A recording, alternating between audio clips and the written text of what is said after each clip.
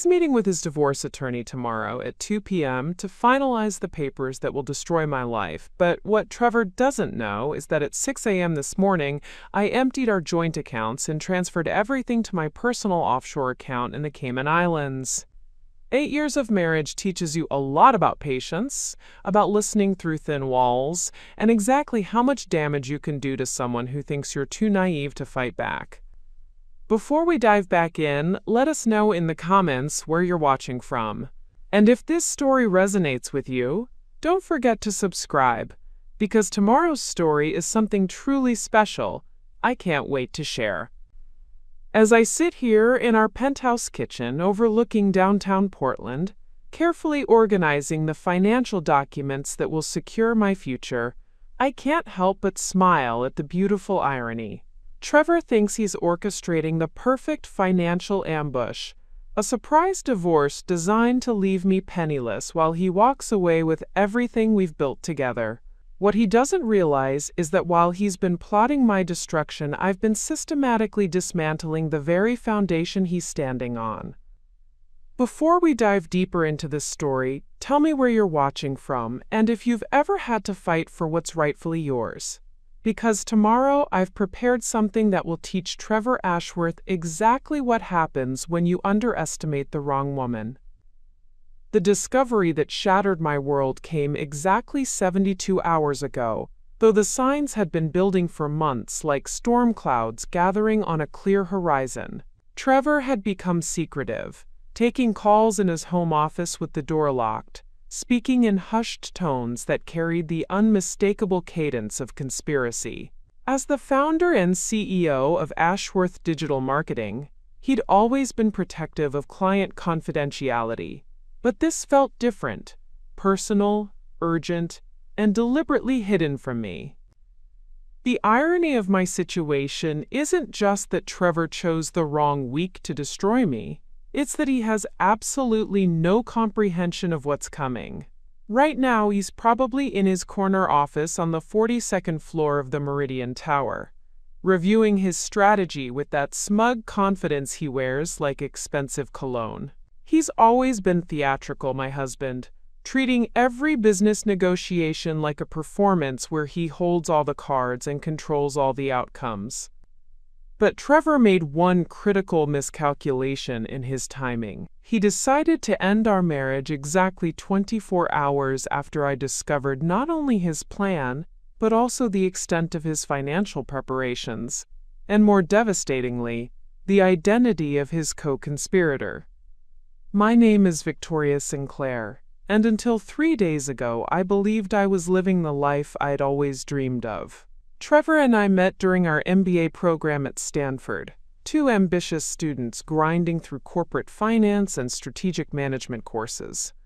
He was magnetic, brilliant, devastatingly handsome, in that polished way that screams Silicon Valley success story. I was the scholarship recipient from small-town Oregon, working part-time at a tech startup to pay for textbooks and living expenses.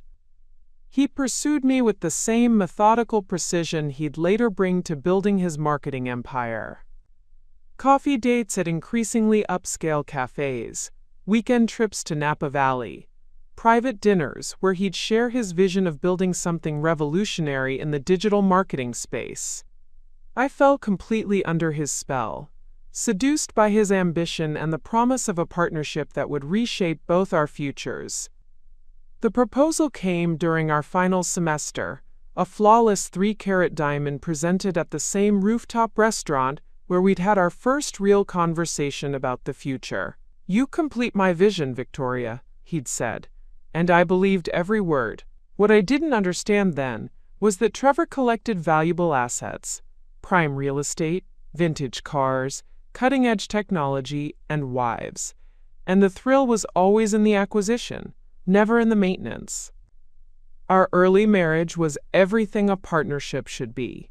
Trevor's family wealth from their Portland real estate empire meant I could focus on building my career in financial consulting without the crushing student debt that had defined my entire academic experience. I landed a position at Cascade Financial Advisory, working with high net worth clients while Trevor launched his digital marketing firm from our converted warehouse loft in the Pearl District. We were building something extraordinary together, or so I thought. Trevor's business exploded with success, landing major clients like Nike, Columbia Sportswear, and several prominent tech startups. Within 5 years, Ashworth Digital Marketing had offices in Portland, Seattle, and San Francisco. I'd moved from financial consulting to becoming his unofficial CFO, managing the complex financial structures that supported his rapid expansion. The cracks in our foundations started small, forgotten anniversaries replaced by last-minute business trips, intimate dinners interrupted by urgent client calls, and a growing distance that he attributed to the pressures of building an empire. "You understand the sacrifice required for success?" he'd say whenever I expressed concern about our drifting relationship. "This is temporary. Once we reach the next level, we'll have time for everything." But 3 months ago, I began noticing patterns that had nothing to do with business growth. Credit card statements showing charges for restaurants I'd never visited, hotel stays during weekends when he claimed to be working late at the office, and most tellingly, a jewelry purchase for $4,800 on a Tuesday afternoon when he told me he was in back-to-back client meetings. The private investigator I hired was disturbingly thorough. Within 2 weeks, Natasha Reynolds had provided me with a comprehensive dossier that revealed the true scope of Trevor's deception. He wasn't just having an affair. He was systematically preparing for our divorce, moving assets, consulting attorneys, and building a narrative that would paint me as the unstable wife who'd become a liability to his continued success. The most devastating discovery wasn't the infidelity itself. It was learning the identity of his collaborator. Alexis Hammond, my former college roommate, my maid of honor, the person I'd confided every doubt and fear about my marriage to over wine-soaked evenings in our kitchen. The same woman who'd been texting me regularly, asking about my relationship, offering support, and expressing concern about my obvious unhappiness with such convincing sincerity. Alexis had always been the charming one, the networking genius, who could walk into any room and emerge with 3 new business connections and 5 social invitations. When I'd gotten into Stanford, she'd suddenly developed an interest in business school. When I'd started dating Trevor, she'd begun showing up at our study group sessions, always perfectly dressed, always asking the right questions about his entrepreneurial plans. But here's what neither Trevor nor Alexis anticipated. I'd been learning from the master for 8 years.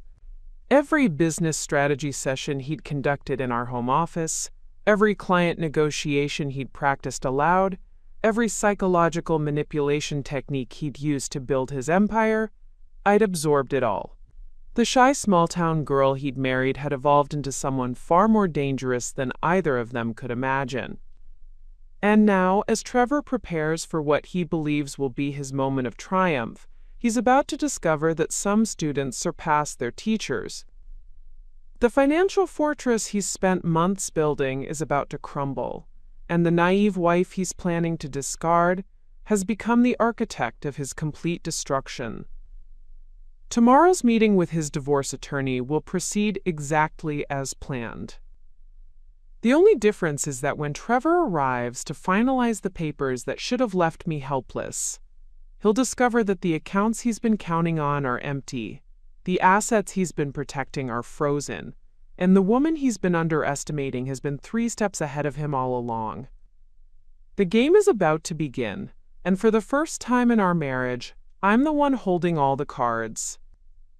It took a lot of care and time to prepare and narrate this for you, so if you're enjoying it, a quick subscribe really helps and means the world to us. All right, let's get back to it. To understand the full magnitude of what Trevor is attempting to destroy, you need to understand what we built together over 8 years of marriage. This wasn't just a relationship. It was a financial empire, a carefully constructed partnership that transformed two ambitious graduate students into one of Portland's most influential power couples. We met during the second semester of our MBA program at Stanford in Professor Williams' Advanced Corporate Strategy Seminar. I was the scholarship student from Bend, Oregon, working nights at a Silicon Valley startup to afford textbooks and basic living expenses.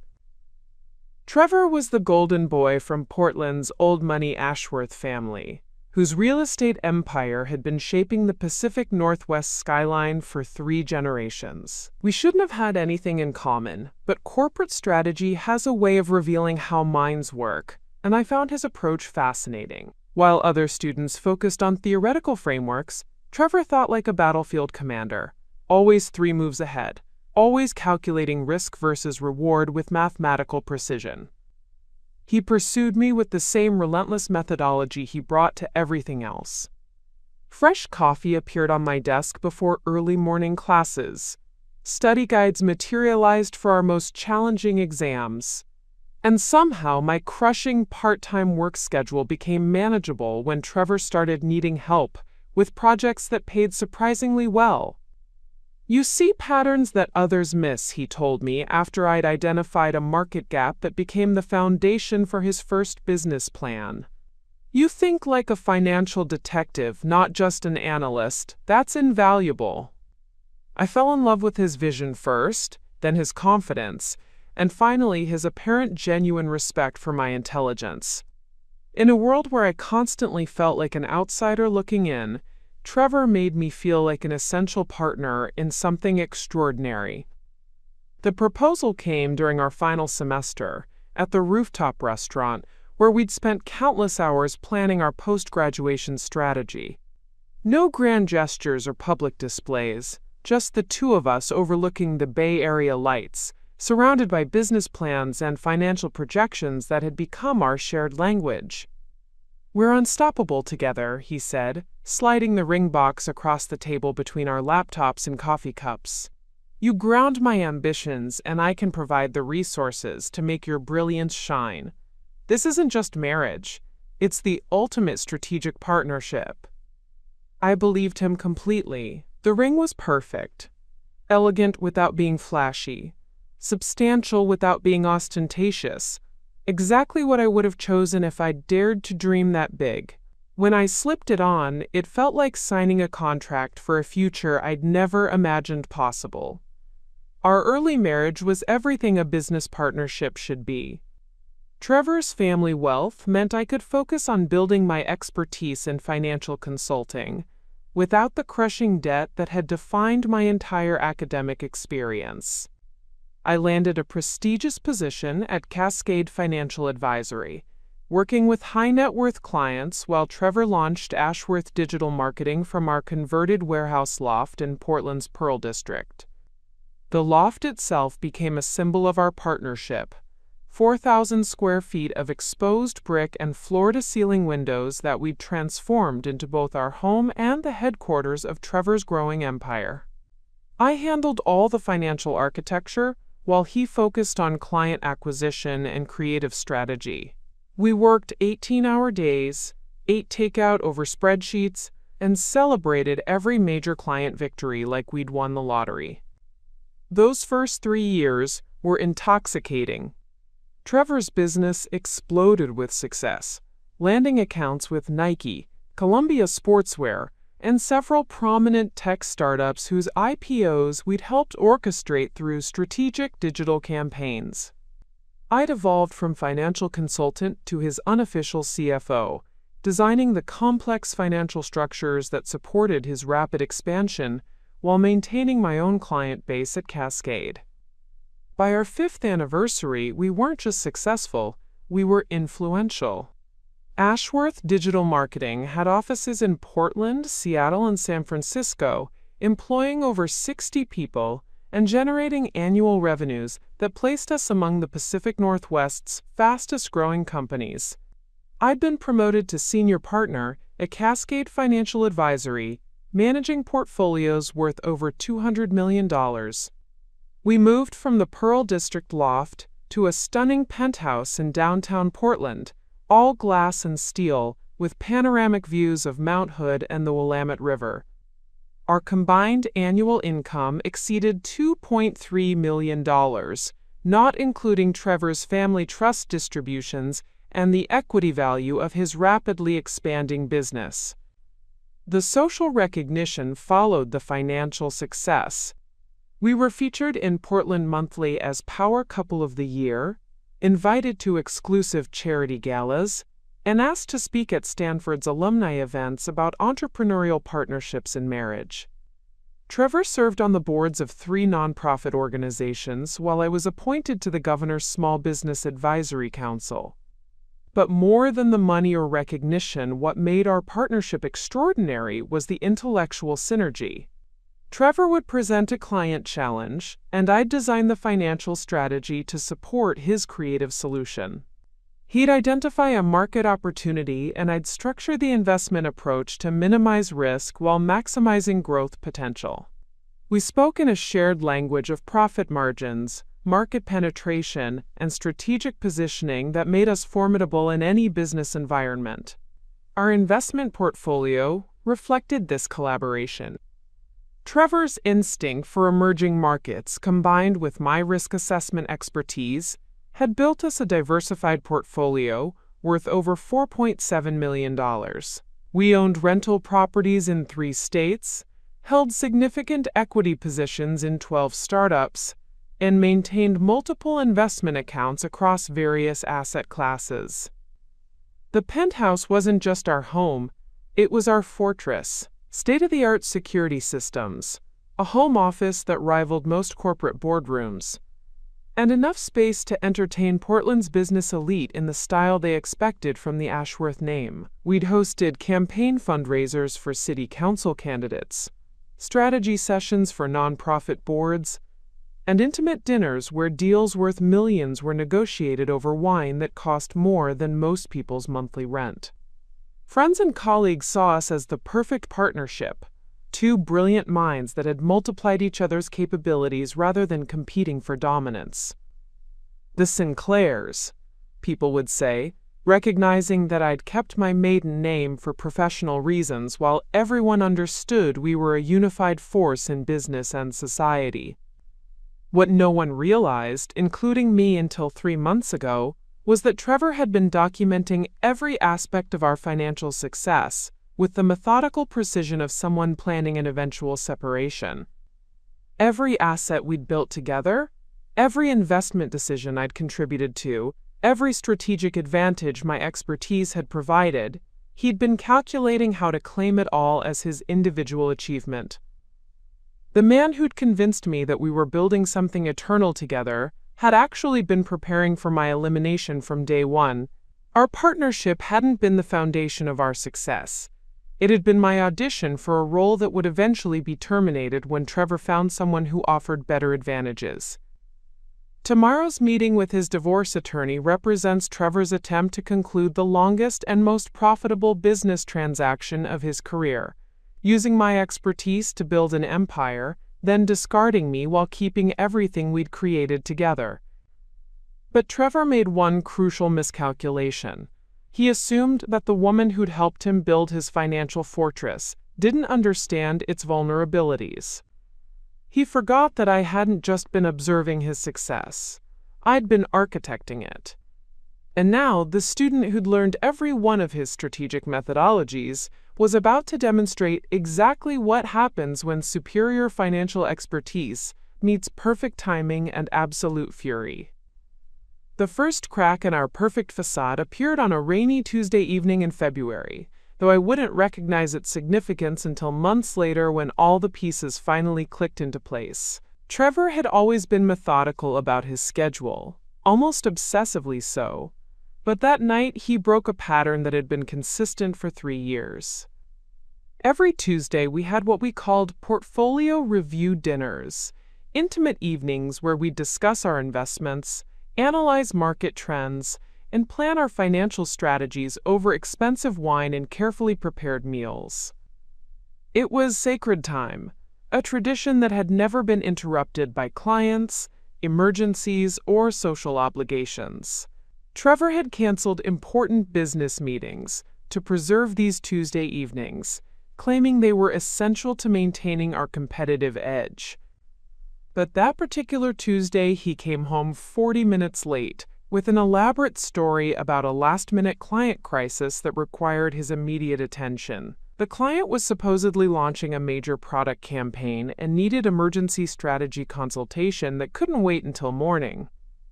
"You know how these tech startups operate," he said, pouring himself a scotch with hands that seemed slightly unsteady. "When they panic, they need immediate reassurance, or they'll jump to another agency. I couldn't risk losing them over a scheduling conflict." The explanation was perfectly reasonable, delivered with his usual confidence, but something felt wrong. Trevor's phone, which usually buzzed constantly with client communications, had been completely silent during his explanation. For a man supposedly managing a crisis, he seemed remarkably disconnected from the urgent situation he'd described. More troubling was his behavior during our abbreviated portfolio review. Trevor, who normally dissected every investment decision with analytical precision, seemed distracted and eager to conclude our discussion quickly. When I mentioned concerns about our tech sector exposure, he waved off my analysis with uncharacteristic dismissiveness.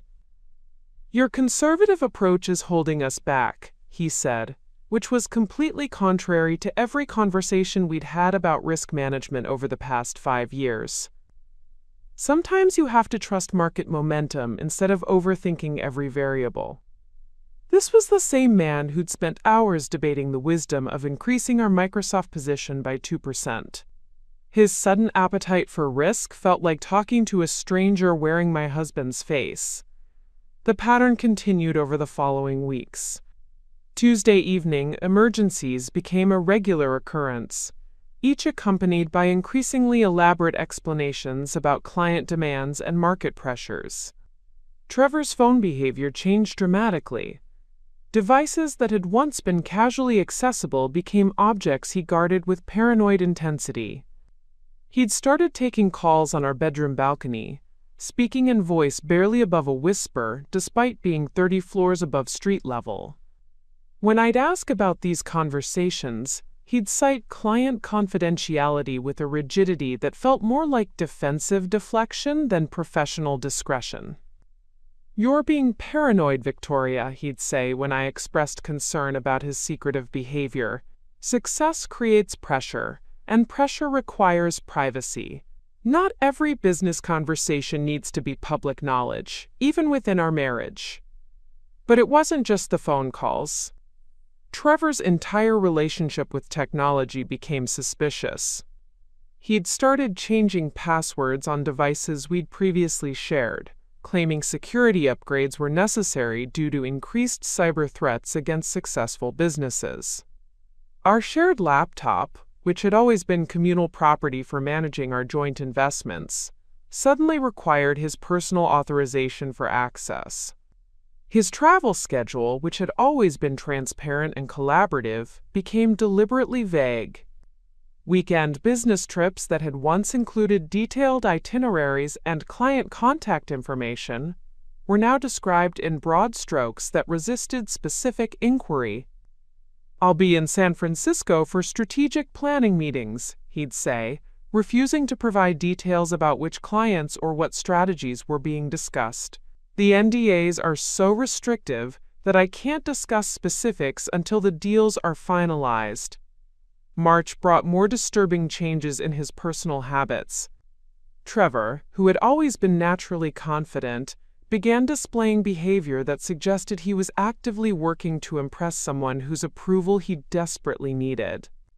He started working out with personal trainer intensity, upgraded his wardrobe with clothes that were more stylish than his usual conservative business attire, and began paying attention to grooming details he'd ignored for years. "I need to look the part for these high-level negotiations," he explained when I commented on his suddenly fashionable appearance. "Image matters more than substance in client relations."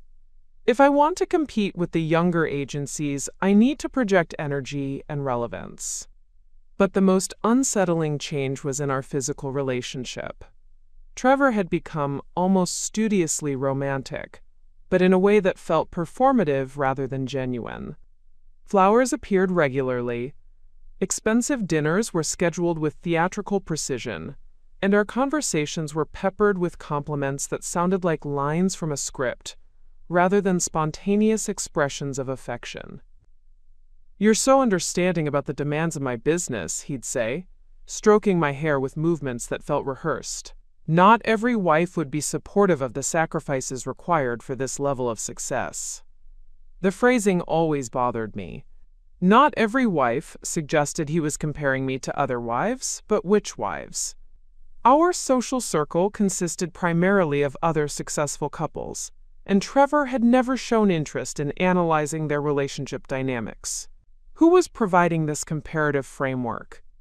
Financial irregularities began appearing in April, subtle at first but increasingly bold, as Trevor apparently grew more confident in his deception. Our joint credit card statement showed charges for restaurants I'd never heard of, always during times when Trevor claimed to be in client meetings or working late at the office.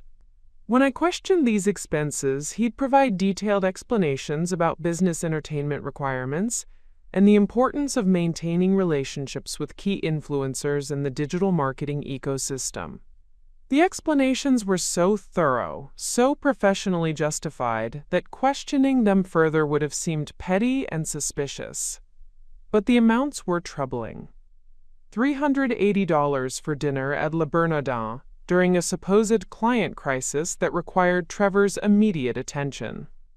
$520 for wine service at restaurants, known more for romantic ambiance than business networking. These weren't corporate entertainment expenses. They were courtship investments. The jewelry purchase that finally triggered my serious investigation appeared on our May statement. $4,800 charged to Whitman Jewelers on a Tuesday afternoon when Trevor had supposedly been in back-to-back client presentations. When I asked about it directly, his explanation was smooth and immediate. "Anniversary gift planning," he said without missing a beat. "I wanted to surprise you with something special for our upcoming anniversary, so I've been working with their designer on a custom piece. The charge was for the deposit and initial design consultation." Our anniversary was still 4 months away, and Trevor had never shown interest in custom jewelry or advanced gift planning. But questioning his romantic gesture would have made me seem ungrateful and suspicious. He'd positioned the lie perfectly, making any follow-up inquiry feel like emotional sabotage. May also brought changes in his social behavior that felt deliberately designed to create distance between us. Trevor began accepting invitations to events that had previously been automatic joint appearances, claiming that certain business functions were more effective for networking when attended solo. "You understand how these industry gatherings work," he'd say, adjusting his tie in our bedroom mirror with unusual attention to his appearance. "Sometimes the conversations flow better in a bachelor environment. Married men are perceived as less available for certain types of business partnerships." None of this made sense based on 8 years of experience in Portland's business community, where successful couples were typically seen as more stable and trustworthy than single entrepreneurs. But Trevor's explanations were delivered with such confident authority that questioning them felt like challenging his professional expertise. The most disturbing development was his sudden interest in our financial documentation. Trevor began asking detailed questions about our asset distribution, investment account structures, and legal ownership of various properties. He claimed this interest was motivated by estate planning concerns and tax optimization strategies. "We need to ensure our financial structure is properly organized," he'd say, reviewing documents with unusual intensity. "Successful couples require sophisticated asset protection strategies. I want to make sure everything is legally bulletproof." But his questions focused specifically on which assets were held in my name individually versus our joint accounts, and he seemed particularly interested in understanding how quickly various investments could be liquidated if necessary. These weren't estate planning conversations. They were reconnaissance missions. By June, the pattern was undeniable. Trevor wasn't just distracted by business pressures or going through a midlife-style evolution. He was systematically preparing for something that required secrecy, financial planning, and the cultivation of relationships I wasn't supposed to know about. The Tuesday evening that changed everything was June 15th, when Trevor's latest client emergency excuse finally fell apart under the weight of its own impossibilities.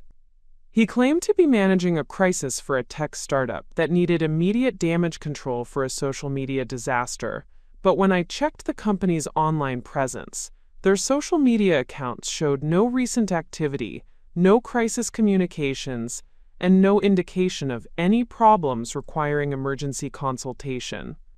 For the first time in our marriage, I knew with absolute certainty that Trevor was lying to me about something significant. What I didn't yet understand was that his lies weren't just about where he was spending his Tuesday evenings. They were about every aspect of our future together. That night, as Trevor slept peacefully beside me after another successful deception, I made the decision that would ultimately save my financial life. I hired a private investigator to discover exactly what my husband was planning and why he needed to hide it from the woman who'd helped him build everything he was now apparently preparing to lose. The moment that shattered my world arrived with the cruel banality of a forgotten coffee cup on a Tuesday morning that would divide my life into before and after. Trevor had left for his usual morning run through Waterfront Park, a precisely timed 45-minute routine that had remained consistent for 6 years. I was searching for our tax preparation documents in his home office, specifically the quarterly business expense reports we'd need for our accountant's appointment that afternoon. Trevor's office was his sanctuary, a carefully organized space with mahogany furniture, floor-to-ceiling windows overlooking the Willamette River, and filing systems that reflected his obsessive attention to detail. He'd always been protective of his workspace, citing attorney-client privilege even though he wasn't practicing law, but he'd never explicitly forbidden my access. The room represented his success, his control, and his assumption that I would never have reason to investigate its contents.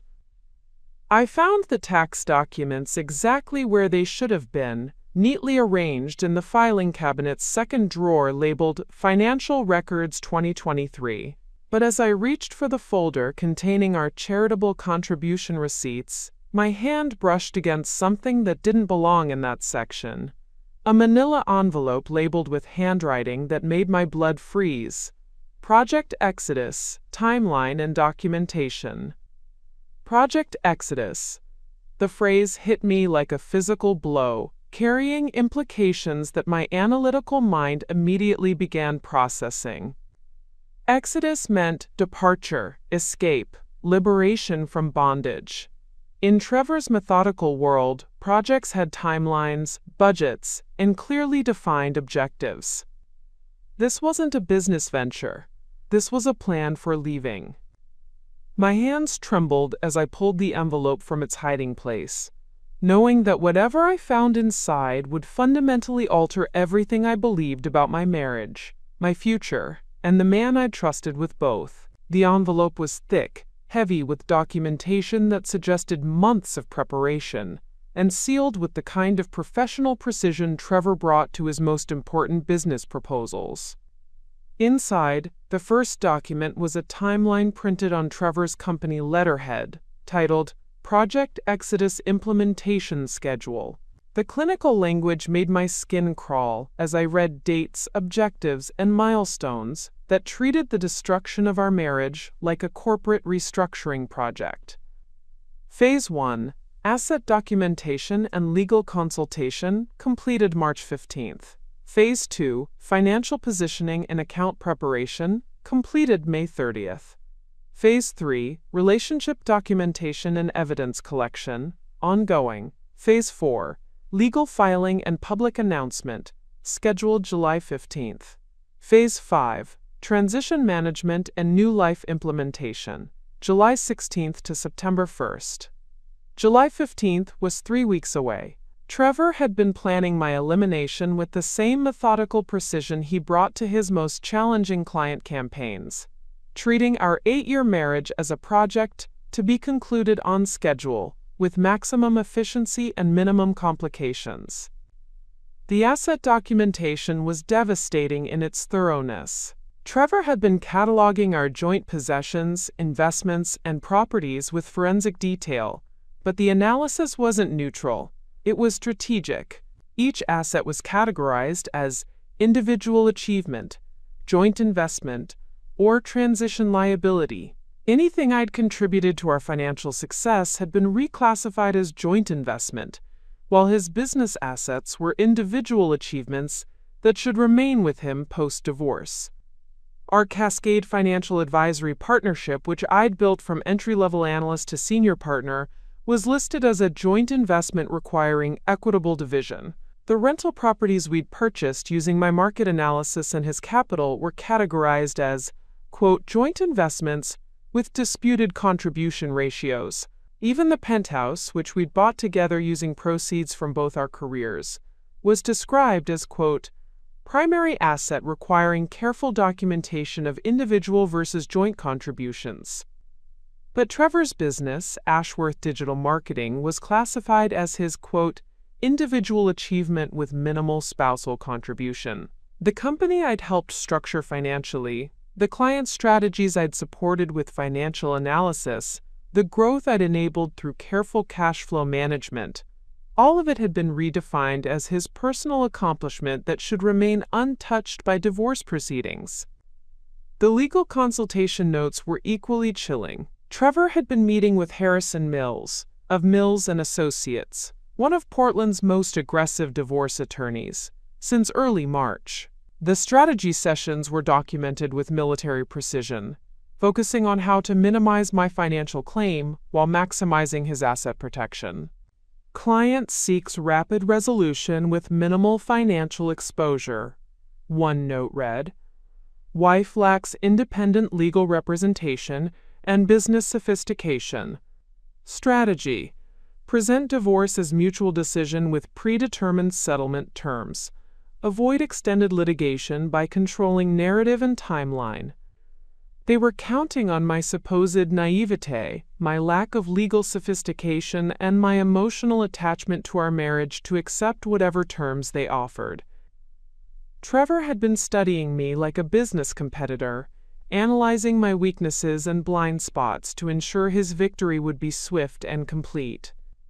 The relationship documentation was the most personally devastating section. Trevor had been keeping detailed records of our private conversations, arguments, and intimate moments, but not as cherished memories, as evidence for his divorce case. Every disagreement about business strategy was reframed as evidence of my inadequate understanding of entrepreneurial demands. Every expression of concern about his secretive behavior was documented as evidence of my suspicious and controlling nature. Victoria displays increasing jealousy regarding business travel and client relationships, one entry noted. Unable to understand demands of high-level entrepreneurship. Emotional reactions inappropriate for executive spouse role. Growing liability for business relationships and client development. He'd been building a psychological profile designed to paint me as an unstable wife whose emotional inadequacies threatened his professional success. Every vulnerable moment I'd shared, every honest conversation about my insecurities in Portland's elite business community, had been weaponized against me. But the discovery that transformed my shock into pure fury was the communication log hidden behind the legal documents. Trevor had been coordinating his project with someone who had access to intimate details about our marriage, our finances, and my personal vulnerabilities. The emails were signed simply A.H., but the content made the identity unmistakable. Trevor, Victoria asked about the jewelry charge again today. I told her you were probably planning something romantic for your anniversary. She seemed satisfied, but you need to be more careful about covering these expenses. -AH. The emotional manipulation is working perfectly. She's becoming increasingly paranoid about your behavior but still trusts me completely. I can continue feeding you information about her concerns and reactions. -RAH. Victoria mentioned she's worried about your late meetings. I suggested she's being overly sensitive about normal business pressures. She's so grateful for my support that she tells me everything. This is almost too easy.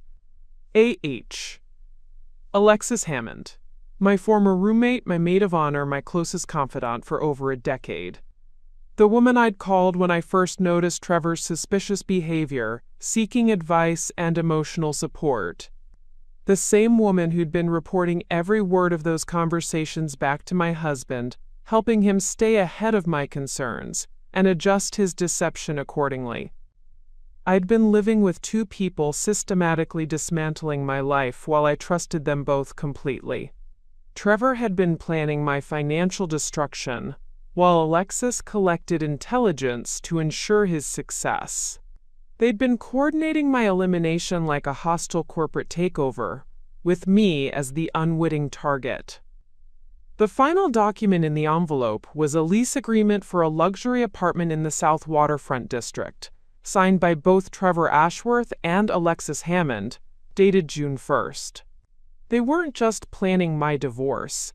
They were already building their life together in a space that represented everything I was losing. The apartment was stunning. 2 bedrooms, floor-to-ceiling windows overlooking the river, amenities that screamed success and sophistication. It was the kind of place Trevor and I might have chosen together for a weekend getaway, except he'd chosen it as his escape from our marriage, with my former best friend as his new partner. As I sat in Trevor's leather chair, surrounded by the evidence of their systematic betrayal, I felt something crystallize inside me that was far more dangerous than anger or heartbreak. This wasn't just personal betrayal, this was strategic warfare, conducted with cold precision against someone they'd assumed would be too naive and trusting to fight back. But Trevor and Alexis had made one critical miscalculation. They'd spent months studying my weaknesses while completely underestimating my strengths. The financial expertise they'd dismissed as supporting their ambitions was about to become the foundation for their destruction. I carefully photographed every document with my phone, ensuring I had copies of their entire plan, their timeline, their strategies, and their communications. They'd handed me a comprehensive blueprint for their attack, but they'd also given me something far more valuable: time to prepare my counteroffensive. Trevor's Project Exodus was scheduled for implementation in 3 weeks. He had no idea that while he'd been planning my elimination, he'd actually been providing me with everything I needed to orchestrate his complete destruction. The student was about to teach the master what happened when you underestimated someone who'd been taking careful notes for 8 years. As I replaced the envelope exactly where I'd found it, ensuring nothing appeared disturbed, I realized that Trevor and Alexis were about to learn a fundamental lesson about strategic warfare. The most devastating attacks come from opponents who appear to be defenseless, right up until the moment they destroy everything you thought you knew about winning. The true scope of Trevor and Alexis's conspiracy revealed itself over the following 48 hours, as I conducted my own forensic investigation into every aspect of our lives that I'd previously taken for granted. What I'd initially assumed was a recent affair with an opportunistic accomplice turned out to be a systematic, long-term infiltration that had been reshaping my reality for over 2 years. Using the login credentials I'd discovered in Trevor's Project Exodus documentation, I gained access to email accounts, financial records, and communication channels that painted a picture of betrayal so comprehensive it took my breath away. They hadn't just been planning my divorce, they'd been orchestrating the complete reconstruction of my life to serve their shared agenda. The email thread between Trevor and Alexis stretched back to January 2022, starting innocuously enough with casual exchanges about business networking and social events. But even those early messages contained undertones that, viewed through my new lens of awareness, revealed their true collaborative intent. "Victoria seems really stressed about your travel schedule lately," Alexis had written in February 2022. "Maybe I should suggest she take up some hobbies to keep herself occupied? Photography classes. Yoga, something that gets her out of the house so she's not tracking your every movement." Trevor's response was chillingly strategic. "Perfect suggestion. The more independent activities she develops, the easier it'll be to establish that we've grown apart naturally. Document any activities you get her involved in. We'll need evidence of her separate interests for the incompatibility narrative." They'd been manufacturing evidence of our marital problems while simultaneously creating the very conditions that would justify their predetermined conclusion. Every suggestion Alexis made about my personal development, every encouragement to pursue individual interests, every piece of advice about giving Trevor space for his business growth had been calculated to build a case against our marriage. The financial coordination was even more disturbing.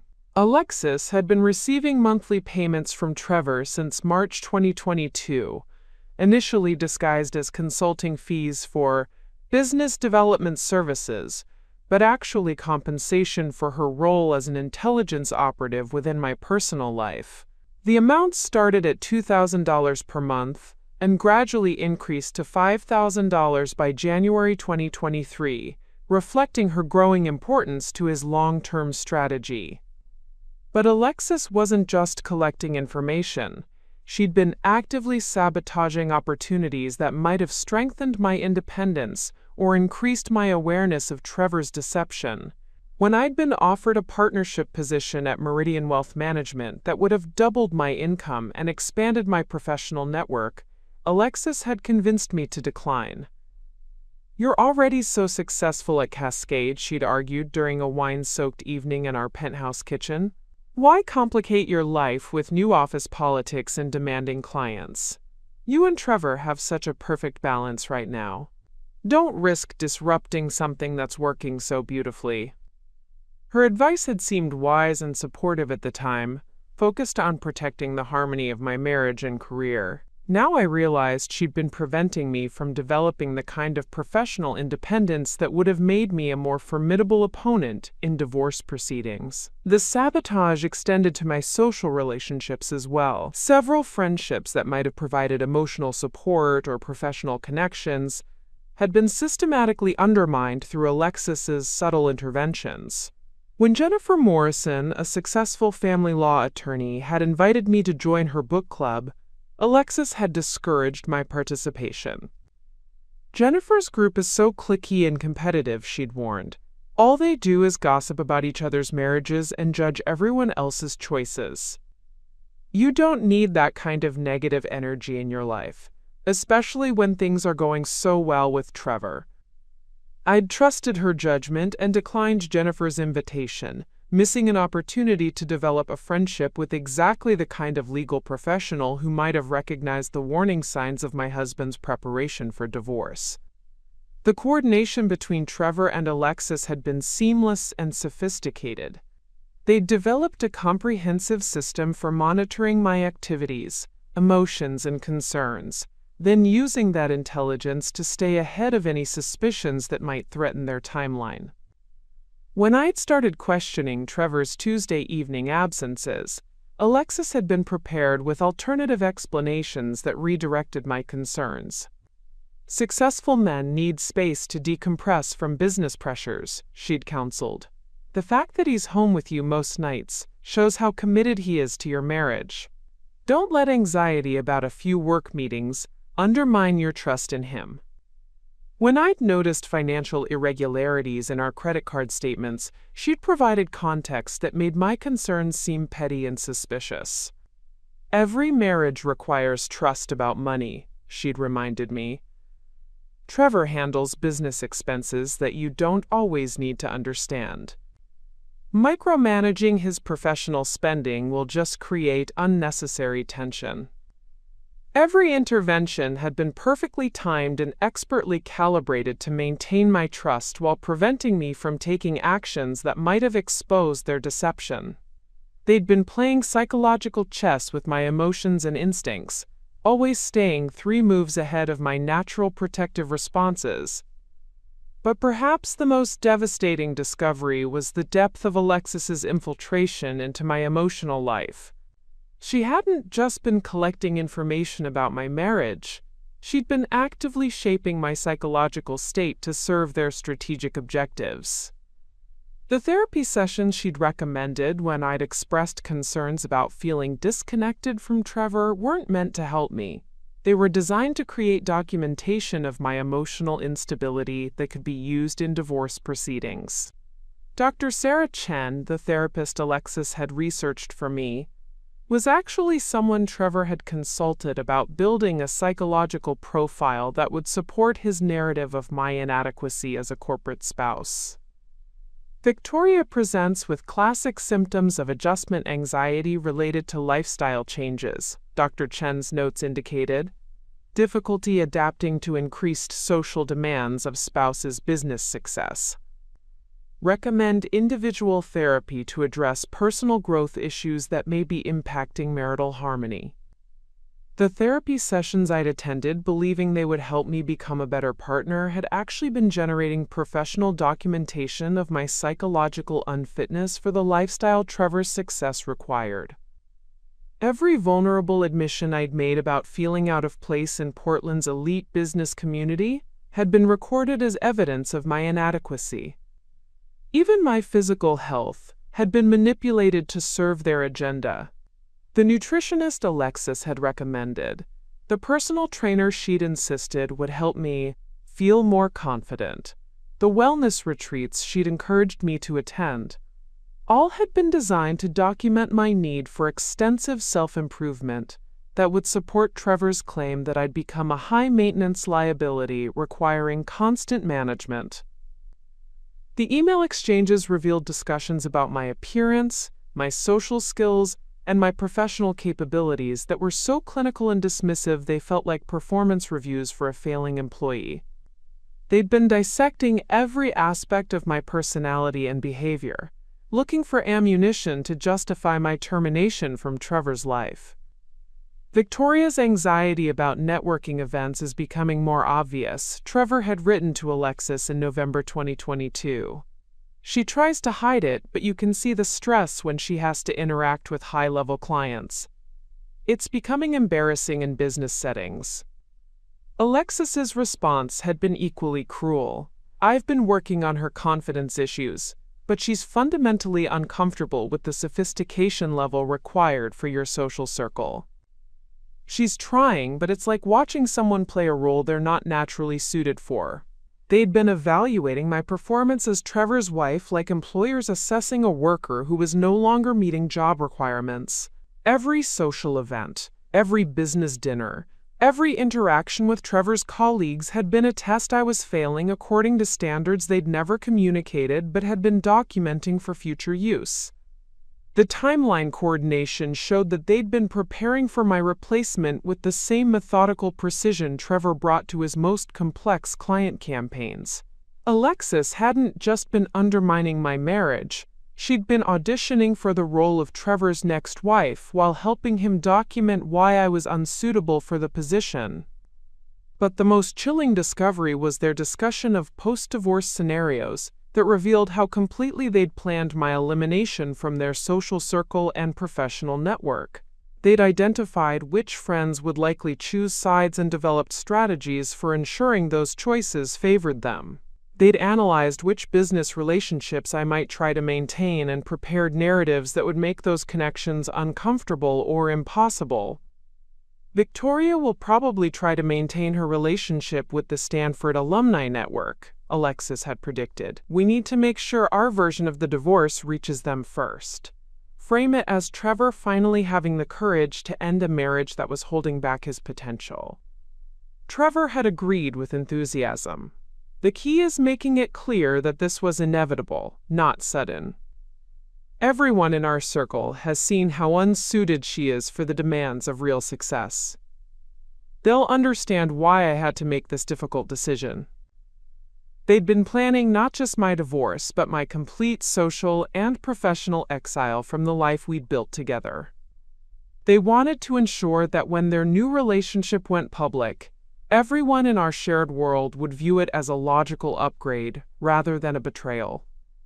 As I sat in our penthouse overlooking the city where I'd thought I belonged, surrounded by evidence of the most sophisticated personal betrayal I could have imagined, I realized that Trevor and Alexis had underestimated one crucial factor in their comprehensive strategy.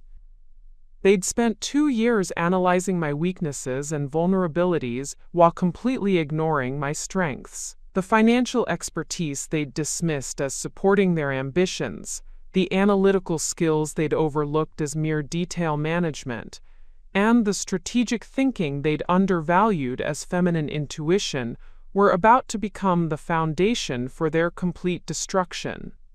They'd handed me a detailed blueprint of their conspiracy, but they'd also revealed something far more valuable. They believed themselves to be intellectually superior to someone who'd been quietly studying their methods, while they'd been busy celebrating their own cleverness. The student was about to remind the teachers what happened when you spent so much time planning someone's destruction that you forgot to protect yourself from retaliation. The transformation from devastated victim to calculating strategist happened with startling clarity as I absorbed the full implications of what Trevor and Alexis had taught me through their own systematic betrayal.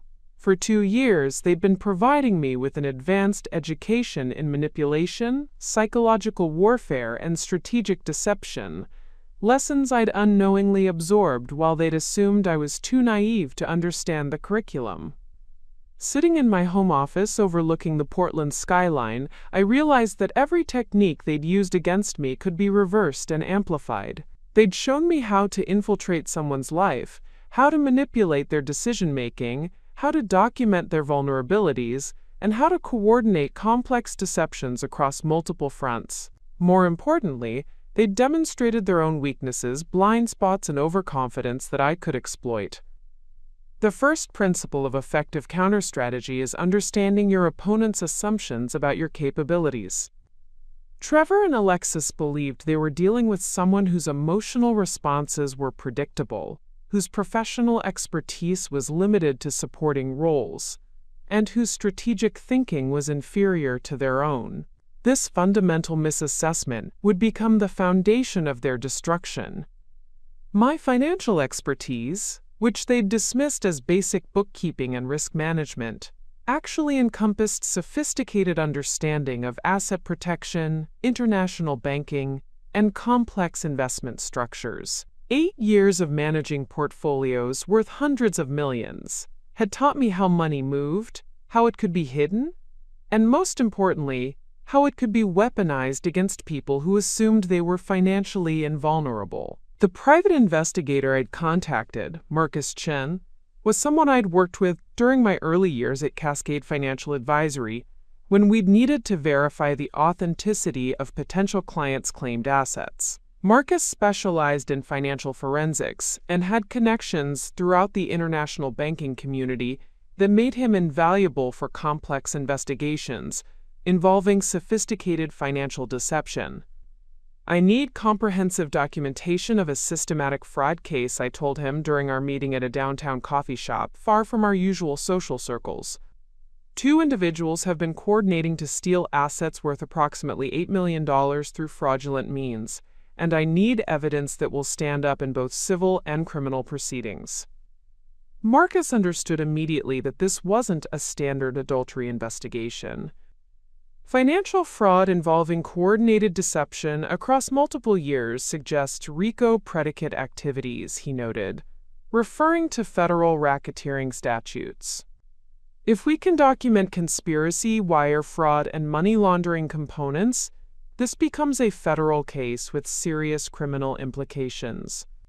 The beauty of approaching this as a financial crimes investigation rather than a marital dispute was that it transformed my emotional devastation into professional analytical work.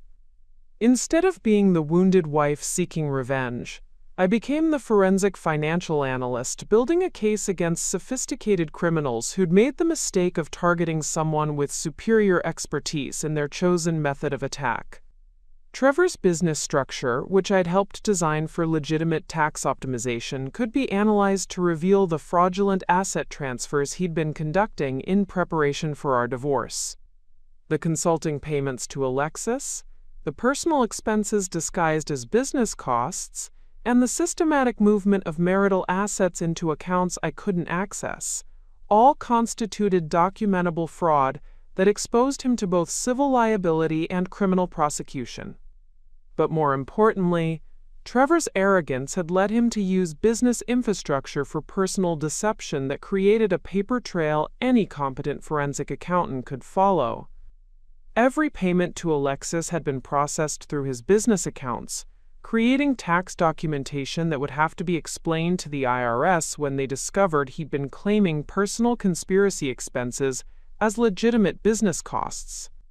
My strategy needed to accomplish three primary objectives: secure our joint assets before Trevor could complete his theft, document his criminal activity in ways that would result in serious legal consequences, and position myself advantageously for both the divorce proceedings and the inevitable criminal investigation that would follow. The asset protection phase required immediate but careful action. Moving too quickly would alert Trevor that I'd discovered his plan, but waiting too long would allow him to complete his own asset transfers. I needed to secure our wealth in ways that appeared routine and normal, while actually rendering his financial strategy completely ineffective. Using my authorization on our joint investment accounts, I began a systematic restructuring that appeared to be standard portfolio rebalancing but actually moved liquid assets into accounts Trevor couldn't access. The International Investment Fund I had recommended 2 years earlier for tax diversification became the perfect vehicle for moving substantial amounts overseas, where they'd be protected from Trevor's planned seizure. The offshore account in the Cayman Islands, which we'd established for legitimate international investment purposes, provided the perfect sanctuary for assets Trevor assumed would remain available for his use. By restructuring our holdings to favor international funds and foreign currency positions, I could move millions beyond his reach while appearing to make sophisticated investment decisions rather than defensive maneuvers. Meanwhile, I began documenting Trevor's fraudulent activities with the methodical precision he'd always admired in my professional work. Every business expense that had actually been personal, every asset transfer that had bypassed my legal rights, every communication with Alexis that revealed their conspiracy, all of it was cataloged and cross-referenced for maximum impact in both civil and criminal proceedings. The psychological component of my strategy required the most sophisticated planning. Trevor and Alexis needed to remain confident in their deception, while I gathered evidence and positioned myself for their destruction. This meant continuing to play the role of the unsuspecting wife while actually conducting a comprehensive investigation of their criminal enterprise. The performance required emotional discipline that 8 years of marriage to Trevor had prepared me for perfectly. Every family dinner where I'd smiled through his condescending explanations of business concepts I understood better than he did, every social event where I'd played the supportive spouse while actually analyzing the room for strategic opportunities, every private moment where I'd maintained composure while he unknowingly revealed his own vulnerabilities, all had been training for this ultimate test of psychological endurance. But the key insight that transformed my strategy from defensive to offensive was understanding that Trevor and Alexis had created their own destruction through their overconfidence and assumption of my incompetence.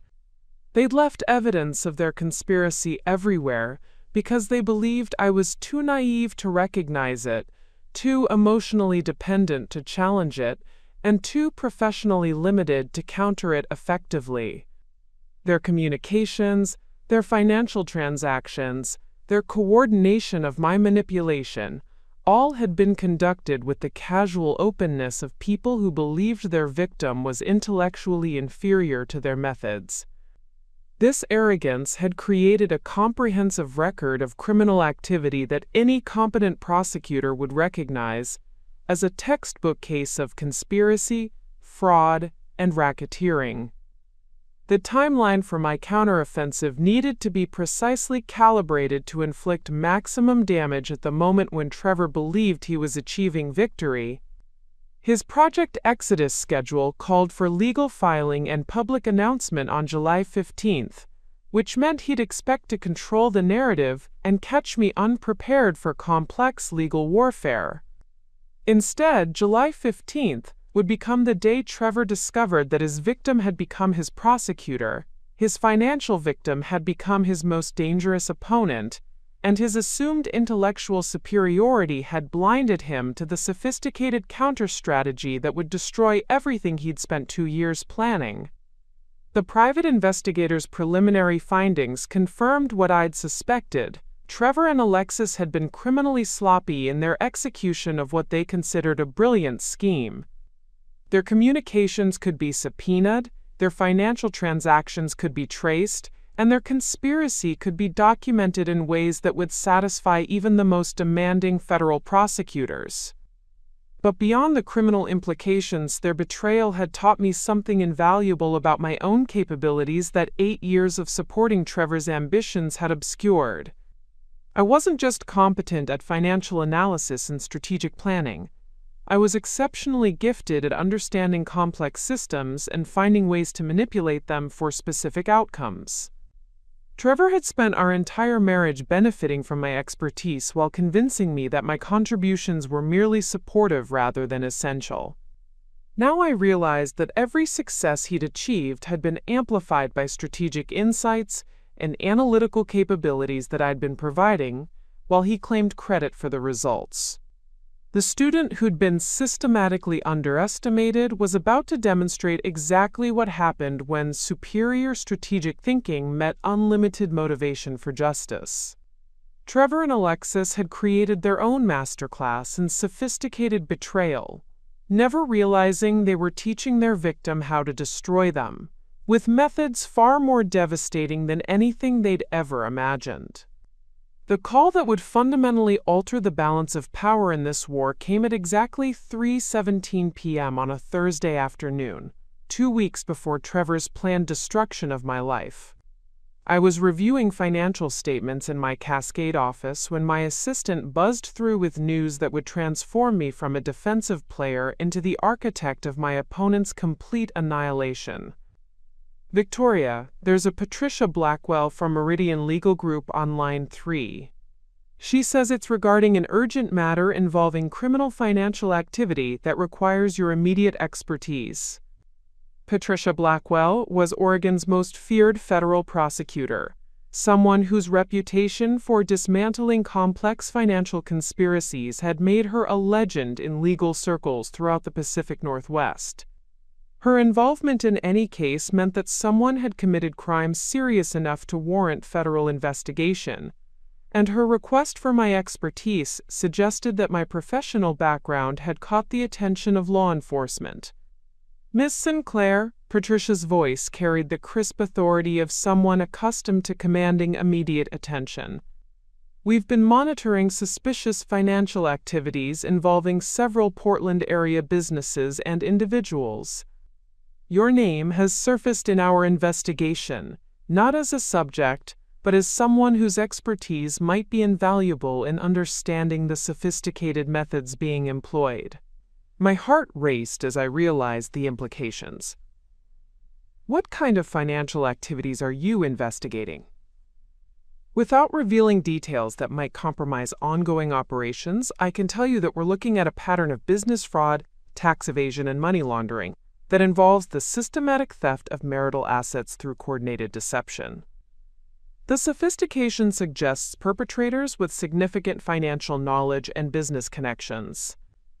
The description matched Trevor's activities so precisely that I knew federal investigators had already identified him as a target. But Patricia's next revelation exceeded my wildest expectations for justice.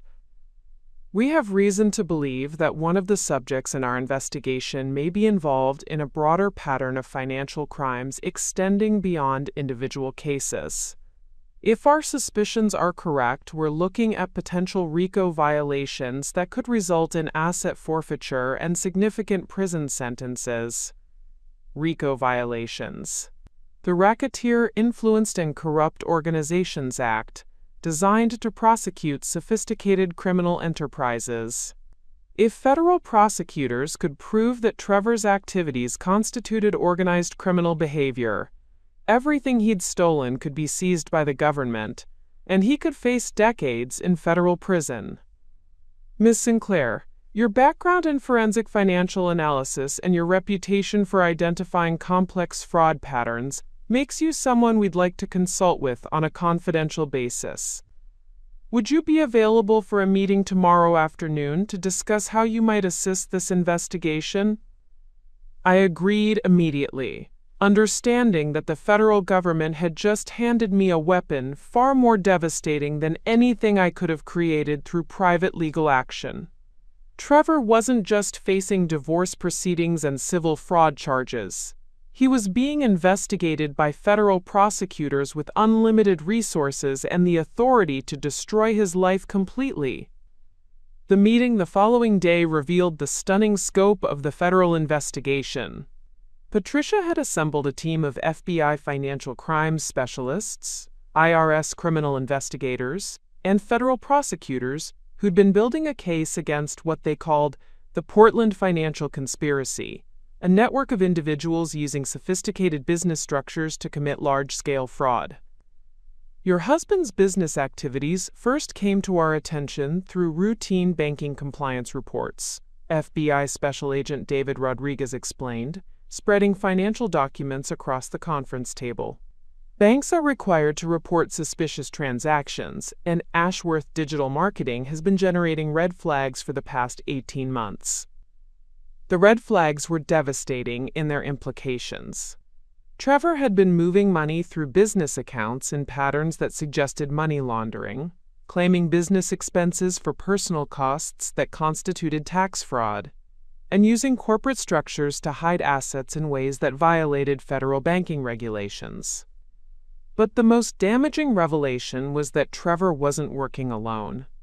The federal investigation had identified a network of accomplices who'd been helping him launder money and hide assets, including professional services from accountants, lawyers, and financial advisors who'd been facilitating criminal activity.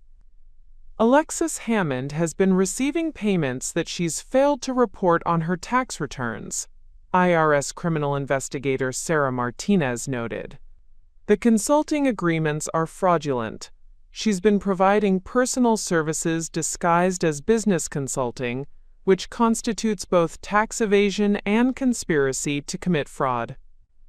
The federal case was far more comprehensive than my private investigation had revealed.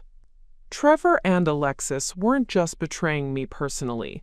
They'd been committing federal crimes that had attracted the attention of multiple law enforcement agencies. Their conspiracy had become evidence in a broader investigation of financial crime networks operating throughout Oregon. Ms. Sinclair, Patricia continued, we'd like to offer you the opportunity to cooperate with this investigation in ways that would ensure maximum recovery of your stolen assets while contributing to a federal prosecution that could prevent these individuals from victimizing others. Cooperation with federal prosecutors meant access to investigative resources that dwarfed anything available through private legal action. FBI surveillance capabilities, IRS forensic accounting, federal asset seizure authority, and prosecution teams with unlimited budgets and decades of experience dismantling sophisticated criminal organizations.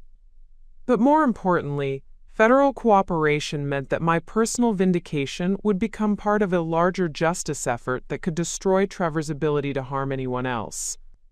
His business would be seized, his assets forfeited, and his freedom eliminated through federal prison sentences, that would ensure he never again had the opportunity to systematically destroy someone's life. The cooperation agreement I signed that afternoon transformed me from an individual victim seeking personal justice into a federal witness with the full protection and support of the United States government. Every piece of evidence I'd gathered, every financial record I'd analyzed, every pattern of deception I'd identified, became part of a federal case file that would be presented to a grand jury within weeks. The timing was exquisite.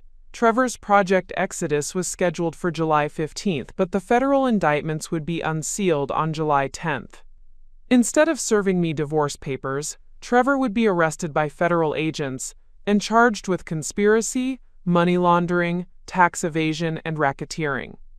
Instead of controlling the narrative of our separation, he'd be explaining his criminal activities to federal judges who had the authority to seize everything he'd stolen and sentence him to decades in federal prison. The asset protection component of the federal case exceeded anything I could have achieved through private legal action. Under federal asset forfeiture laws, everything Trevor had acquired through criminal activity could be seized by the government, then returned to his victims after prosecution was complete. This meant not only recovering what he'd stolen from our marriage, but also claiming damages for the psychological and financial harm his crimes had caused. But the most satisfying aspect of federal cooperation was understanding how completely Trevor had underestimated the consequences of his actions. He'd been so focused on outmaneuvering his naive wife that he'd ignored the federal laws he was violating and the law enforcement attention his activities were attracting.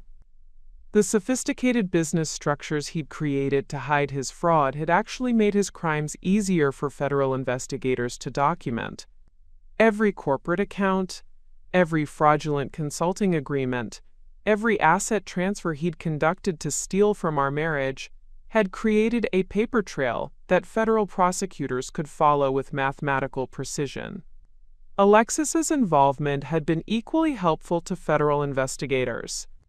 Her communications with Trevor, her unreported income, and her participation in systematically defrauding me had created evidence of conspiracy that satisfied federal racketeering statutes. She'd transformed from Trevor's accomplice into his co-defendant, facing identical charges and identical prison sentences. The federal investigation had also revealed activities I hadn't discovered during my private research. Trevor had been defrauding other clients, stealing from business partners, and conducting financial crimes that extended far beyond his betrayal of our marriage. The systematic theft of my assets was apparently just one component of a broader criminal enterprise that had been operating for years. Patricia Blackwell's final briefing left me with a sense of justice that exceeded anything I'd imagined possible when I'd first discovered Trevor's betrayal. Ms. Sinclair, your cooperation will help us prosecute one of the most sophisticated financial fraud conspiracies we've encountered in this district. The evidence you've provided, combined with our ongoing investigation, should result in convictions that will send a clear message about the consequences of this type of criminal behavior. Federal prosecutors would handle the legal destruction of my opponents while I focused on rebuilding my life with assets that would be returned through government action. The psychological satisfaction of watching Trevor face federal charges would be amplified by the knowledge that his crimes would result in consequences far more severe than anything private legal action could have achieved. As I left the federal building that afternoon, I realized that Trevor and Alexis had committed crimes so serious that the United States government had become my ally in ensuring they faced appropriate consequences. The naive wife they'd planned to destroy had become a federal witness, whose testimony would help send them to federal prison. The power shift was complete. Instead of being Trevor's victim, I'd become his prosecutor. Instead of fighting for scraps in divorce court, I'd be recovering assets through federal asset forfeiture. Instead of seeking personal revenge, I'd be contributing to justice that would protect future victims from the criminals who'd assumed I was too naive to fight back effectively. July 15th would still arrive on schedule, but Trevor's Project Exodus had been canceled due to his upcoming federal indictment. The week leading up to the federal indictments became a masterclass in psychological warfare as I watched Trevor's carefully constructed world begin to collapse in ways he couldn't understand or control. Working closely with federal investigators, I helped orchestrate a series of seemingly unrelated pressures that would systematically destroy his confidence while gathering the final pieces of evidence needed for an airtight prosecution. The first domino fell on Monday morning when Trevor's largest client, Cascade Tech Solutions, terminated their contract without warning. From Trevor's perspective, this was a catastrophic business disaster that threatened the financial foundation of his entire operation. What he didn't know was that federal investigators had quietly briefed Cascade's legal team about the ongoing criminal investigation, strongly suggesting that maintaining business relationships with subjects under federal scrutiny might expose them to unwanted legal complications. "This makes no sense," Trevor muttered over breakfast, scrolling through the termination email on his phone with visible confusion. "They were completely satisfied with our performance metrics. The campaign we're running for them has exceeded every projected outcome. I offered sympathetic support while internally celebrating the precision of federal coordination." "Maybe it's just corporate restructuring," I suggested, refilling his coffee with the same attentive care I'd provided throughout our marriage. "Large companies make sudden changes all the time for reasons that have nothing to do with performance." But Trevor's business instincts were too sharp to accept simple explanations for complex problems. He spent the morning making frantic calls to contacts within Cascade, trying to understand what had triggered their sudden decision. The responses he received were diplomatically vague, but consistently final, the kind of corporate stonewalling that suggested serious legal concerns rather than routine business considerations. Tuesday brought a second wave of pressure that struck directly at Trevor's personal finances. His business banking relationship with Columbia River Financial, which had processed millions in transactions over 5 years, was suddenly terminated due to what the bank described as, quote, "updated compliance requirements and risk assessment protocols." Banking terminations were serious business in the financial world, often indicating that sophisticated monitoring systems had identified problematic activity patterns. For someone like Trevor, whose business operations depended heavily on complex financial transactions, losing banking relationships created immediate operational crises that threatened everything from payroll processing to client payment systems. "They're claiming my business profile has changed in ways that exceed their risk tolerance," Trevor explained to me that evening, his usual confidence replaced by barely controlled anxiety. 5 years of profitable relationship, and suddenly they decide I'm too risky? This feels coordinated, like someone's been talking to them. His paranoia was justified but misdirected. Trevor assumed he was facing corporate conspiracy or competitive sabotage from business rivals. He had no way of knowing that federal investigators had been systematically contacting his financial institutions, informing them that maintaining relationships with subjects under criminal investigation might expose them to regulatory scrutiny and potential penalties. Wednesday escalated the pressure into personal territory when Alexis received notification that her photography studio lease would not be renewed due to what the property management company called tenant conduct incompatible with building standards. The timing was devastating for their coordination, occurring just days before Trevor's planned divorce announcement when Alexis's emotional support would be most crucial. From my position as concerned wife, I offered to help Trevor understand what was happening to the people in his life.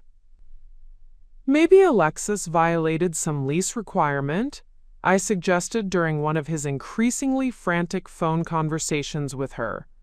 Commercial leases have strict terms about business activities and client interactions. But the pattern was becoming undeniable. Three separate institutions had simultaneously decided that their long-standing relationships with Trevor and Alexis were no longer acceptable. Trevor's analytical mind, trained to identify systematic problems in business operations, was beginning to recognize that these weren't isolated incidents but components of a coordinated campaign. Thursday brought the most psychologically devastating pressure yet, an audit notification from the Internal Revenue Service requesting comprehensive documentation of Ashworth Digital Marketing's business expenses for the past 3 years. IRS audits were among the most feared experiences in American business, capable of destroying companies through legal costs alone, regardless of the final findings. They want every receipt, every contract, every payment justification, Trevor said, staring at the official IRS letterhead with the expression of someone contemplating financial ruin. This is going to cost hundreds of thousands in accounting and legal fees, even if we're completely clean. The audit request was particularly damaging because Trevor knew his business expense documentation wouldn't survive sophisticated scrutiny. Years of claiming personal costs as business expenses, disguising payments to Alexis as consulting fees, and using corporate accounts for private activities had created a record of violations that professional auditors would identify immediately. But more frightening for Trevor was understanding that IRS audits weren't random events. Criminal referrals, whistleblower complaints, and suspicious activity reports triggered the kind of comprehensive investigation he was now facing. Someone with detailed knowledge of his financial activities had provided information that convinced federal tax authorities to launch a full forensic examination. "Victoria," he said that evening, his voice carrying undertones of desperation I'd never heard before, "I need you to help me understand something. Have you noticed anyone asking questions about our finances? Any unusual interest in our business activities or personal spending?" This was the moment I'd been preparing for, Trevor's growing realization that his problems weren't random, but might be connected to someone with intimate knowledge of his vulnerabilities. I maintained perfect composure while providing responses calculated to increase his paranoia without revealing my own involvement. "Now that you mention it," I said thoughtfully, "I did notice some unusual activity on our credit monitoring alerts. And didn't you say Marcus Chen had been asking questions about financial consulting services? I wondered why a private investigator would be interested in our consulting relationships." The mention of Marcus Chen hit Trevor like a physical blow. He understood immediately that private investigators didn't randomly inquire about financial services unless someone had hired them to examine specific activities. His face went ashen as he processed the implications of professional surveillance combined with his mounting business and legal problems. Friday brought the final pre-indictment pressure when Harrison Mills, Trevor's divorce attorney, called an emergency meeting to discuss what he described as unprecedented complications in their case strategy. Federal law enforcement had contacted Mills' office with questions about his client's financial activities that suggested potential criminal exposure beyond simple divorce proceedings. "Trevor, I need to ask you directly," Mills had said during their afternoon meeting, according to the recording devices federal investigators had authorized. "Are you involved in any financial activities that might constitute criminal behavior, money laundering, tax evasion, fraudulent business practices? Because federal attention suggests they have evidence of serious crimes." Trevor's response revealed his growing desperation. "I've been moving assets to protect them during divorce proceedings. That's completely legal, isn't it? Wealthy men always position their finances advantageously before major life changes." Mills's legal expertise recognized the difference between asset protection and criminal fraud. Moving marital assets without spousal knowledge or consent isn't asset protection. It's theft. If federal investigators are involved, They believe you've committed crimes that go beyond family law violations into federal criminal territory. The conversation continued for 2 hours, with Trevor providing explanations that sounded increasingly like confessions to criminal activity. Every justification he offered for his behavior revealed additional violations that could be used against him in federal court. By Friday evening, Trevor was exhibiting the psychological stress of someone whose entire world was collapsing in ways he couldn't understand or control. His confident swagger had been replaced by anxious paranoia. His methodical planning had given way to reactive crisis management. His assumption of intellectual superiority had crumbled under pressure from opponents whose capabilities he'd completely underestimated. The beautiful irony wasn't lost on me. Trevor had spent 2 years planning my systematic destruction, believing he could control every aspect of the process through superior strategic thinking. Now he was experiencing the helplessness of being systematically dismantled by forces beyond his comprehension or control. Saturday brought a moment of personal satisfaction when Trevor asked directly whether I thought someone might be deliberately sabotaging his business and personal life. The man who'd spent years underestimating my intelligence was finally considering whether his naive wife might possess capabilities he'd never recognized. "Darling," I replied with the same supportive tone I'd used throughout our marriage, "successful people always face challenges from competitors and critics. Maybe this is just the price of your success attracting negative attention."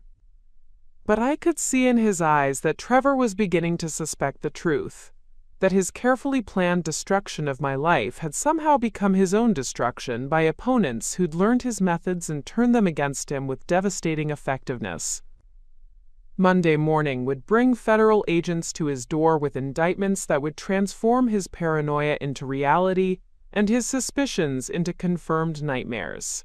The hunter had become the hunted, and he was finally beginning to realize that his prey had been far more dangerous than he'd ever imagined. Monday morning, July 10th, arrived with the kind of crystalline clarity that made everything feel sharp and inevitable. At exactly 6:47 a.m., while Trevor was in the shower preparing for what he believed would be a routine week leading up to his divorce announcement, 14 federal agents surrounded our penthouse building with arrest warrants that would transform his carefully planned future into a nightmare of criminal prosecution and financial ruin. I was in the kitchen preparing coffee when the first knock came, professional, authoritative, and unmistakably final. Through our security monitor, I could see FBI agents in tactical gear flanking our front door, while others secured the building's exits and parking garage. The coordination was flawless, designed to prevent any possibility of escape or evidence destruction. "Trevor," I called toward the bathroom, my voice carrying just the right note of confusion and concern. "There are police officers at our door, a lot of them." The water shut off immediately. I heard Trevor's sharp intake of breath, followed by the frantic rustling of someone getting dressed with desperate speed.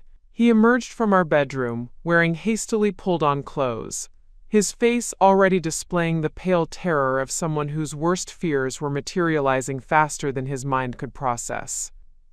The second knock was more insistent. "Federal Bureau of Investigation. We have a warrant for the arrest of Trevor Ashworth. Open the door immediately." Trevor's legs seemed to give out momentarily. He gripped the kitchen counter for support, staring at me with an expression that cycled through disbelief, terror, and finally, a dawning recognition that his life as he'd known it was ending in real time. "Victoria," he whispered, his voice breaking with panic. "I don't understand what's happening.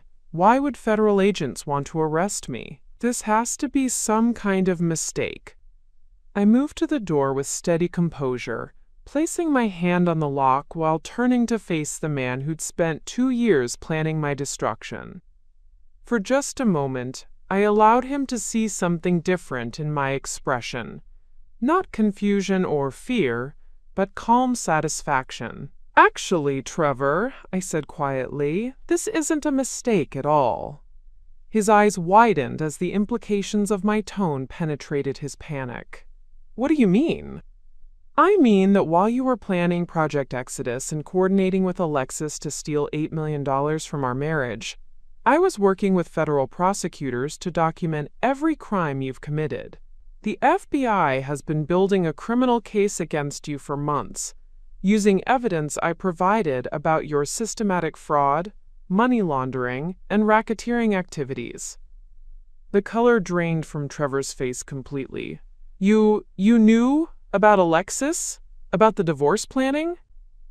"I've known everything since I found your Project Exodus files 6 weeks ago. I know about the 2 years of payments to Alexis for intelligence gathering. I know about the fraudulent business expenses, the hidden accounts, the systematic theft of marital assets, and your plan to leave me financially destroyed, while you started a new life with my former best friend." Trevor staggered backward, his analytical mind finally processing the scope of his miscalculation. "You've been planning this.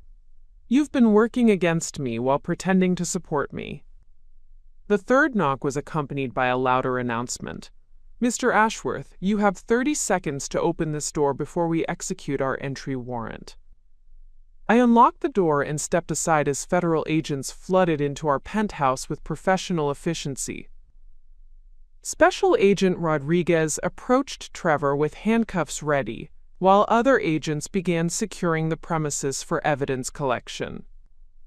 "Trevor James Ashworth," Rodriguez announced, "you're under arrest for conspiracy to commit fraud, money laundering, tax evasion, and violation of the Racketeer Influenced and Corrupt Organizations Act.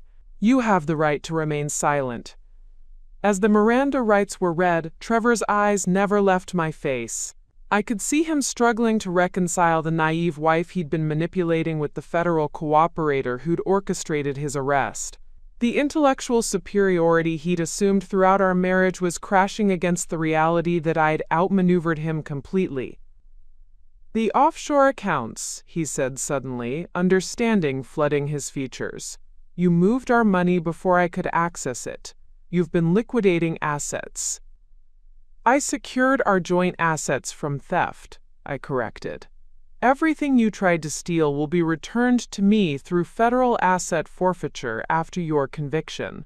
The $8 million you plan to take will remain exactly where it belongs, with the victim of your crimes rather than the criminal who tried to steal it." Federal agents were already executing search warrants throughout the penthouse, seizing computers, financial documents, and evidence that would support the comprehensive prosecution Patricia Blackwell's team had been building. Every piece of Trevor's careful documentation would now be used to prove his criminal intent rather than justify his divorce strategy. Agent Martinez approached with additional paperwork. "Ms. Sinclair, we'll need you to accompany us for processing as a federal witness. Your cooperation agreement provides protection and ensures your testimony will be properly documented for trial proceedings." As Trevor was led away in handcuffs, he turned back one final time. "Victoria, how long have you been planning this?" "Since the moment I realized you'd underestimated someone who'd been learning from you for 8 years, I replied. "You taught me everything I needed to know about strategic thinking, psychological manipulation, and systematic planning. I just applied those lessons better than you did." The arrest of Alexis Hammond occurred simultaneously at her photography studio, where federal agents found evidence of unreported income, conspiracy communications, and financial documents that confirmed her role in the criminal enterprise. Her cooperation with Trevor's fraud had made her equally culpable under federal racketeering statutes. The media coverage was swift and devastating. By noon, every major news outlet in Portland was reporting the federal arrests of a prominent business owner and his accomplice for sophisticated financial crimes. The narrative that emerged painted Trevor as a calculating criminal who'd systematically defrauded his own wife while building a business empire on fraudulent foundations. The financial consequences exceeded even my most optimistic projections. Federal asset forfeiture laws allowed the government to seize everything Trevor had acquired through criminal activity, including his business, properties, and investment accounts. The penthouse, the cars, the art collection, everything would be liquidated to compensate his victims and cover the costs of prosecution. But the criminal sentences were the most satisfying aspect of justice. Trevor's guilty plea 6 months later resulted in 12 years in federal prison, while Alexis received 8 years for her cooperation in the conspiracy. The financial crimes had been so well documented through their own communications and financial records that fighting the charges would have resulted in even harsher sentences. My testimony during the sentencing hearing provided the court with a comprehensive understanding of how their crimes had impacted not just my financial security, but my psychological well-being and trust in human relationships. Federal Judge Patricia Williams noted that the systematic nature of their deception warranted sentences that would deter others from similar criminal behavior. The defendants orchestrated a conspiracy that required years of planning, sophisticated financial knowledge, and complete disregard for their victims' rights and well-being, Judge Williams observed. Their crimes represent a level of premeditation and psychological manipulation that demands serious consequences. The civil proceedings that followed were merely administrative. With criminal convictions established, recovering the stolen assets became a matter of federal court orders rather than contested litigation. The $8 million Trevor had tried to steal was returned in full, along with additional damages for the costs of investigation and legal proceedings.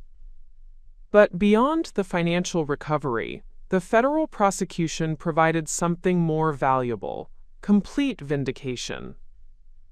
The same intelligence and strategic thinking Trevor had dismissed as merely supportive had been recognized by federal prosecutors as exceptional analytical capability worthy of law enforcement cooperation. 6 months after Trevor's conviction, I established Sinclair Forensic Financial Consulting, specializing in cases involving sophisticated financial fraud and criminal enterprise investigations.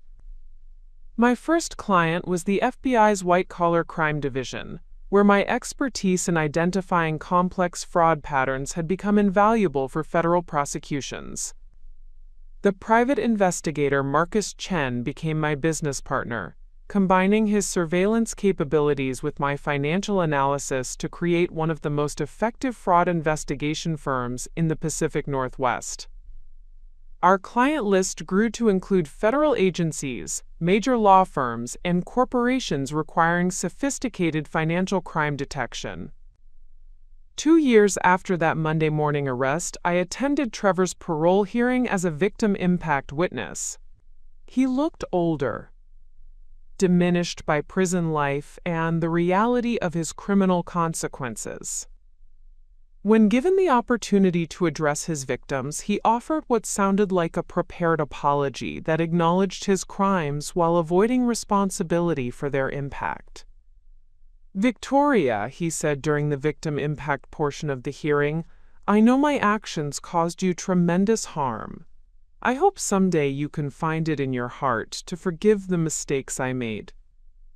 "Trevor," I replied, standing to address both him and the parole board, "what you did weren't mistakes. They were carefully planned crimes that required years of deception and systematic cruelty. I've forgiven you, because holding on to anger would only continue to give you power over my life. But forgiveness doesn't mean minimizing the magnitude of your criminal behavior or supporting your early release." The parole board denied his application unanimously. As I left the federal courthouse that afternoon, I reflected on how completely my life had been transformed by Trevor's betrayal. The naive wife he'd planned to discard had become a successful entrepreneur whose expertise was sought by federal law enforcement agencies. The woman he'd systematically underestimated had built a career from the ruins of his criminal conspiracy. The greatest irony was that Trevor's crimes had ultimately provided me with opportunities I never would have discovered otherwise. His betrayal had forced me to recognize capabilities I'd never fully developed while supporting his ambitions. His systematic underestimation had motivated me to exceed every assumption he'd made about my potential. 3 years later, Sinclair Forensic Financial Consulting has offices in Portland, Seattle, and San Francisco, employing over 40 investigators and analysts who specialize in complex financial crime detection. Our success rate in federal criminal cases has made us the preferred consultant for white-collar prosecutions throughout the western United States. I still live in Portland, though in a different penthouse that I purchased entirely with proceeds from my own business success. The view of Mount Hood reminds me daily that some landscapes appear deceptively calm while concealing tremendous power beneath their surface. Trevor will be eligible for parole again in 2031. By then, I'll have spent more years building my independent success than I ever spent supporting his ambitions. The woman who was supposed to be destroyed by his betrayal will have become